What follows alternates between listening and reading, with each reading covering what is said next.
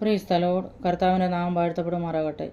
മർക്കോസിൻ്റെ സുവിശേഷം 14:34 നമ്മൾ വായിക്കുന്നു, എൻ്റെ ഉള്ളം വേദന പോലെ അതിദുഃഖിതമായിരിക്കുന്നു, ഇവിടെ പാർത്ത് ഉണർന്നിരിക്കുവിനെന്ന് അവരോട് പറഞ്ഞു. ശിശുമാരെ കൂട്ടിക്കൊണ്ട് കർത്താവ് ഗതസമന എന്ന തോട്ടത്തിലേക്ക് പ്രാർത്ഥിക്കാനായിട്ട് കടന്നു പോകുന്ന ഒരു വ്യക്തിയെ, അല്ലെങ്കിൽ പ്രാർത്ഥിക്കുന്നതായ അരിമനാഥനായ കർത്താവിനെ കാണാൻ നമുക്ക്, അഖിലാണ്ട സൃഷ്ടിയായ കർത്താവ് പ്രാർത്ഥിക്കാനായിട്ട് മുട്ടുമടക്കാൻ പോകുന്നു. കർത്താവ് അവിടെ പോയി വീഴുന്നതായിട്ട് നമുക്ക് കാണാൻ കഴിയുന്നുണ്ട്.